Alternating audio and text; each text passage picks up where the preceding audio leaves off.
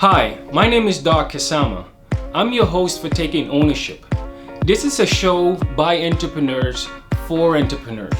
If you want to own a business, this is the show to watch. Please subscribe so that you can get the latest episodes. Welcome to Taking Ownership. Today's guest is somebody special right here from home in Calgary. We have Motola here as a guest on Taking Ownership. Thank you for joining today. Please tell our audience about yourself and you know what's keeping you busy these days. Yeah, thanks so much. I really, Doc, very much appreciate the opportunity to be here. And this is such a unique platform, so thanks again. My name is Motola. I own Plastic Visa. It is a fintech out of Calgary, Alberta, one of the only true independent credit card companies in the country. What that means when I say independent, I don't mean that we're independent from the banking system or anything like that, but independent in that the process is owned by Plastic, and it's a fantastic platform and a fantastic opportunity for us to kind of spread our wings and see what we can do in the Canadian financial market. So that's awesome. Really cool. Yes. Now, fintech. I don't know a lot of I don't know a lot of people that own fintech companies. Yeah.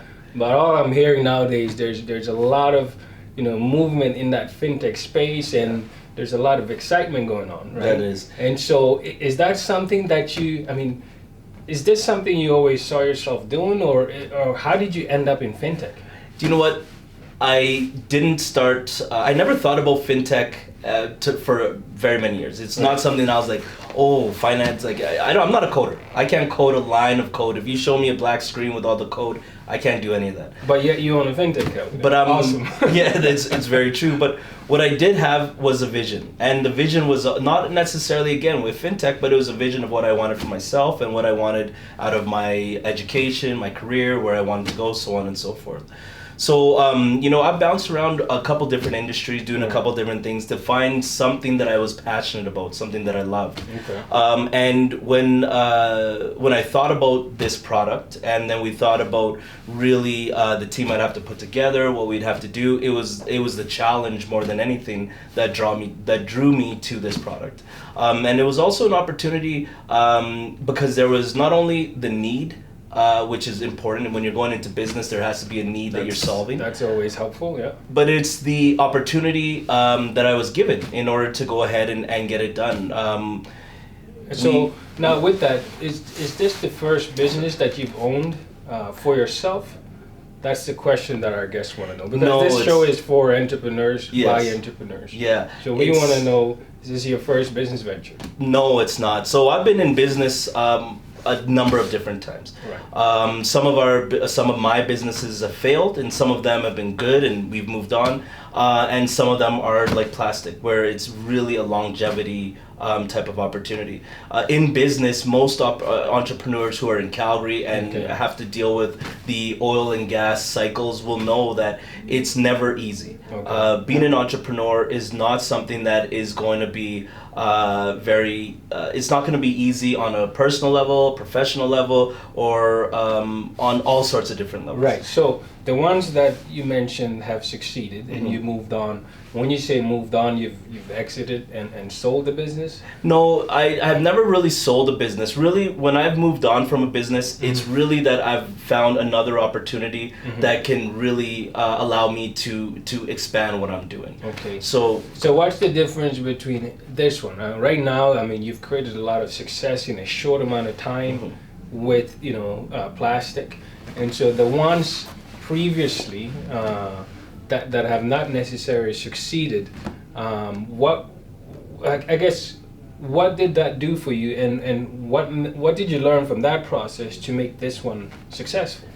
Well, when a business doesn't succeed, it fails, or for any other number of reasons, you have to internally look at what were the hallmarks, like what were the indicators that you can look in retrospect and see, well, this wasn't going to work or that wasn't going to work, so on and so forth. Right. So that's what I did too. In a lot of the cases, when you, unfortunately in Alberta, Calgary, there's a lot of boom and bust, and a lot of the businesses that I've been a part of are very customer centric, and they're very credit centric. So I had a home building company, I had an auto dealership.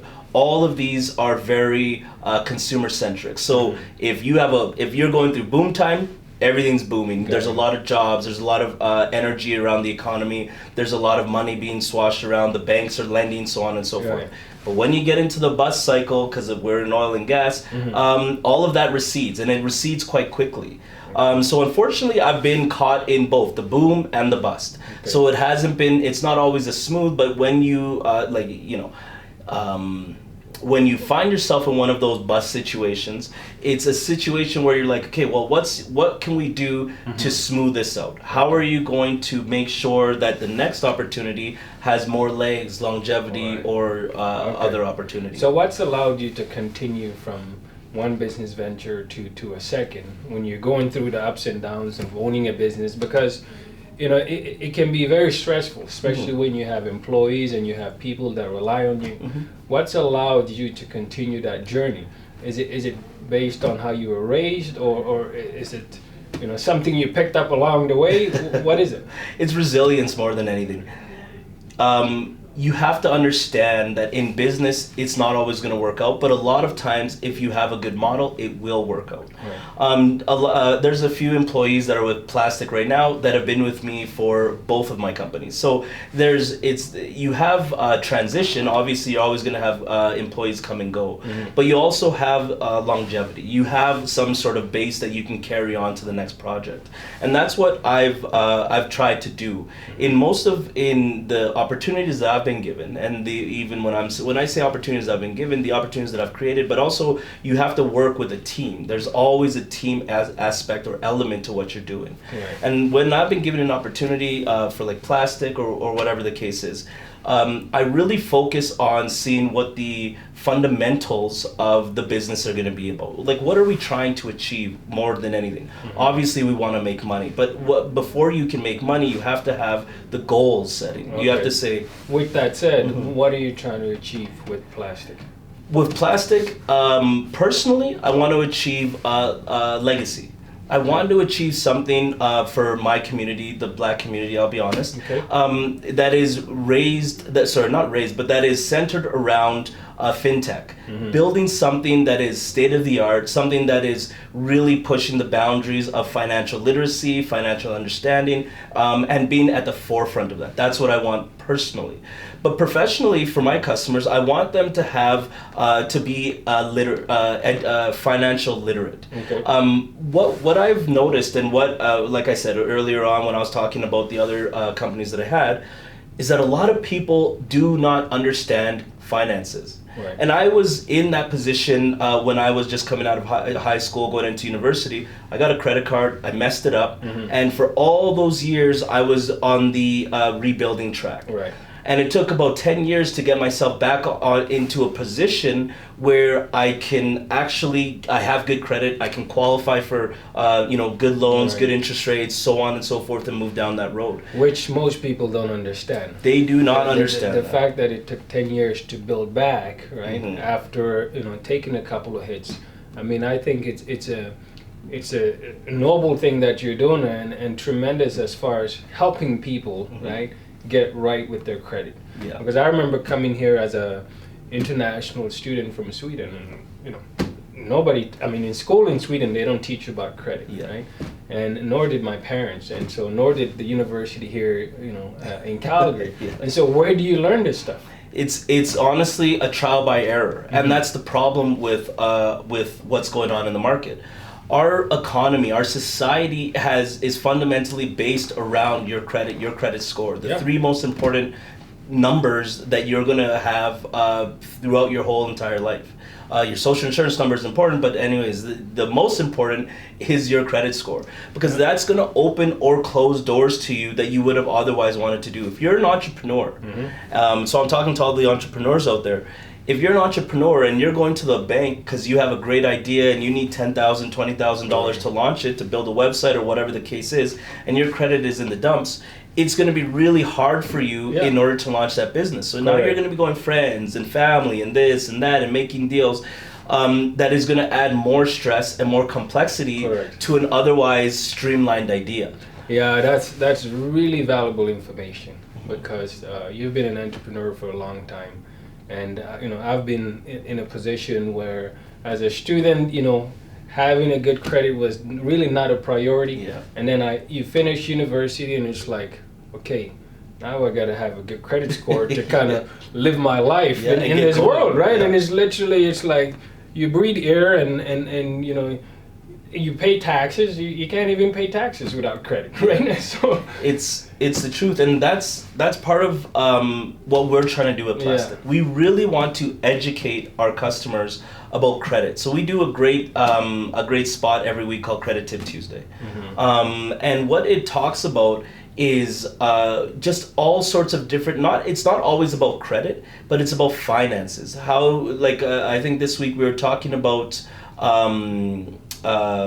mortgages, and last week we were talking about cryptocurrency, and so on and so forth.